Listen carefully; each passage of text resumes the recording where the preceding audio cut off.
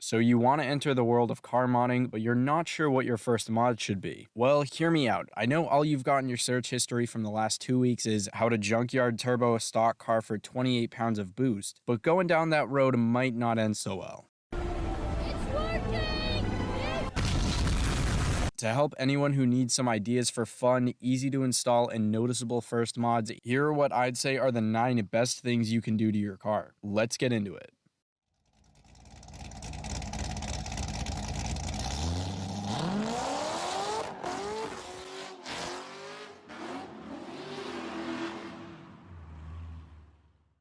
First, a disclaimer, because I know there's going to be people like, that'll just race out the car, that's dumb. These are not all functional for adding power or making your car faster. To me, there's way more to cars than just how fast someone's ride is, and what really matters is enjoying how you want the car to be. Most of these will improve the performance, but some of them are just fun projects and stuff you can do to make the car better to look at and drive. I'll have links for the highest rated Amazon items I talk about in the description, so if anything here interests you, check those out after. Also, for any of these, if you've got tips or mods I didn't talk about, drop them in the comments to help out other people. Without rambling on anymore, first is my personal favorite, a new exhaust setup. This is what I believe should be the very first mod for any performance car. To keep things simple and cheap, you can do anything from a muffler delete to maybe a cat delete if you can do it without affecting any O2 sensors, which would throw a code. If you want to really cheap out though, and you've got a friend with some 7th grade band experience, that might just be good enough.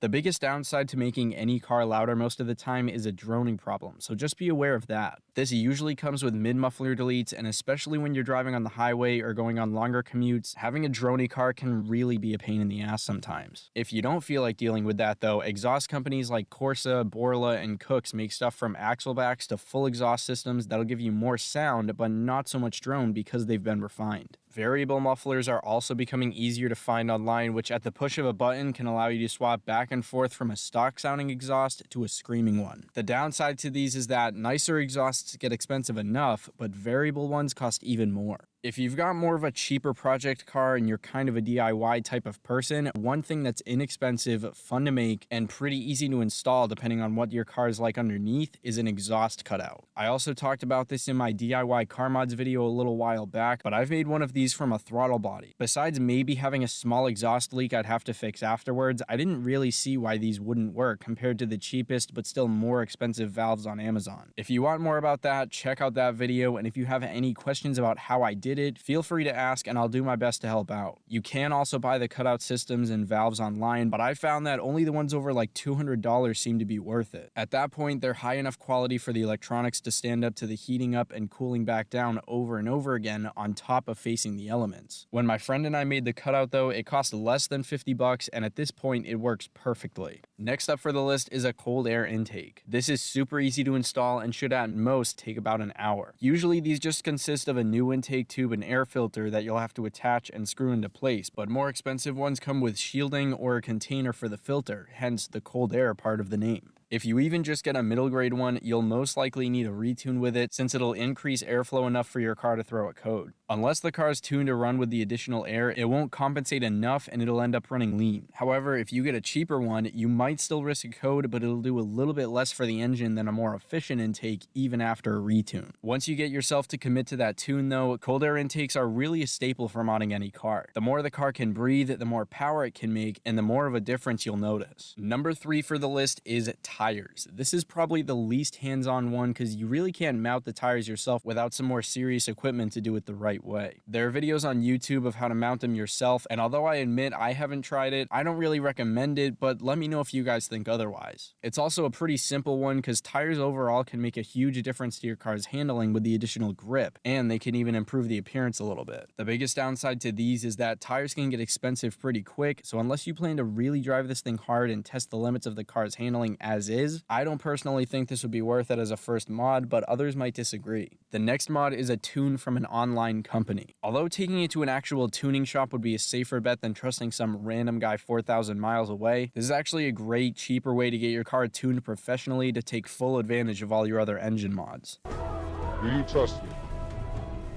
With every cell in my body.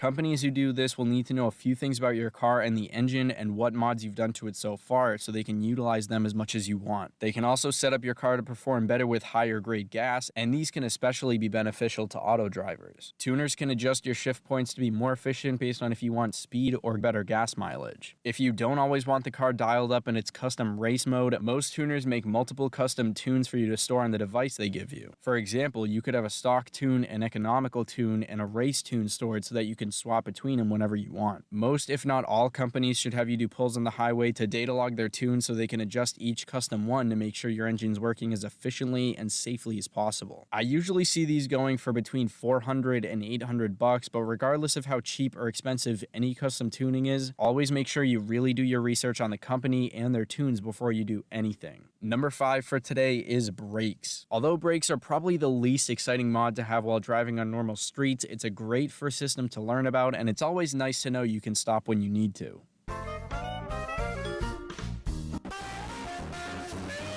If you haven't done much work on cars and you're not too mechanically inclined yet, learning the right way to replace pads, rotors, calipers, lines, and even just wheels is an easy and pretty fun way to get started. Just make sure the first couple of times you work on that stuff, you've got someone there who really knows what they're doing so you know it'll work afterwards. A good handling mod to go along with brakes is lowering springs or coilovers. If you go with coilovers, these are one of the pricier mods for the list, but if you don't feel like forking over too much cash, you can also consider lowering springs to lower your car more for the look with a slight performance benefit. Beyond the fact that they perform better, with coilovers you can adjust the ride height and how they react to turning and acceleration. With springs, you just kind of get what you get, and that's how it is. In my opinion, unless you plan to actually track the car or you want it so low that you'd need bags for it, springs are definitely good enough to give you the look you're going for, and they're easy enough for anyone to install. Again, for this one though, make sure you do the job the right way, because there's definitely a wrong way to work with suspension, and an extra tip, don't put too much trust into zip ties. Next up for this modding list, we have aero, which includes wings, front splitters, side splitters, canards, scoops, and anything else you can think of. Like having coilovers, having aero doesn't actually make too much of a difference unless you're going to be driving your car hard like you would on a track. But if your car looks boring as is, a rear lip spoiler, front splitter, or side skirts are an awesome way to spice up how it looks a little bit. Although you might be limited on what's made for your car, this one's really all up to you. Go crazy with it or keep things classy but slightly more aggressive. You can slap on a big old wang or a small one or just a smaller lip for a more hunkered down look. You could get a front splitter that sticks out way past the front of the car or one that pokes out just a little bit. Something most people don't know is that fake scoops also increase horsepower. So if you want your ride to really put you back in your seat, then toss a few of those on, and depending on what size they are, you'll get anywhere from 10 to 25 horsepower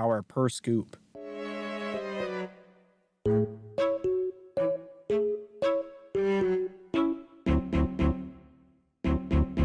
There's also a lot of fairly simple DIY aero stuff you can do if you're looking for a project like that. For example, most side skirts are really just strong plastic or metal cut into a long rectangle that you can bolt on, and if you can shape a splitter and mount it right, then that's easy enough too. Making a rear wing is definitely a lot more complicated, but also, depending on how simple or flat your rear bumper is, you can buy some 1/16 or 1/8 thick aluminum or plastic to make your own diffuser. I've also done that before with a friend of mine, and it turned out better than we expected, so if you've got questions, let me know. Second to last for today, we have LED lights. Probably the most common example of this now is LED halos for your headlights, underglow, or footwell lighting for the interior. There is way more stuff you can do with your car's lights though, like aftermarket brake lights, blinkers, ring wheel lights, wheel well lighting, and tint or pattern tint for the exterior. For the inside, some people like to replace dome lights with white LEDs, and to get a little crazier, you can get EL wire, footwell lighting like I said, or even ceiling projectors. Most of this stuff isn't hard to wire into the car, although they should come with instructions so it's even easier.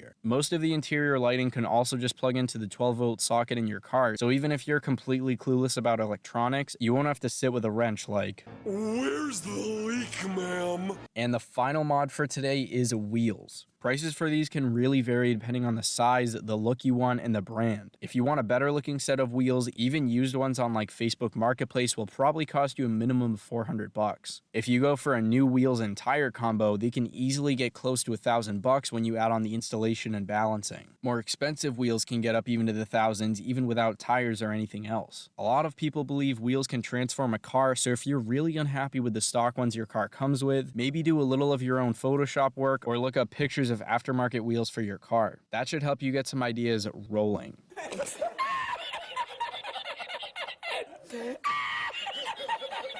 An honorable mention for today is a short throw shifter for all my triple pedal drivers. I made this an honorable mention because obviously it only works with manuals and the installs can apparently really differ for each car. For some cars it's an easy installation, but others get much more complicated, so it's only a good beginner mod depending on what your car is like. What do you guys think of each of these mods? Which ones are your favorite? And like I said, do you have any tips for other people about any of these? Hands down, no question, exhaust work is my favorite mod here, but some people like to only do that once they're making a little extra power. For anyone new to the channel, I upload American car news and content like this every week. If you have any video requests or questions, send me a DM on Instagram or leave a comment below. As always, I want to thank every one of you for watching. I really appreciate you guys. I'll see you all next week. Have a great day.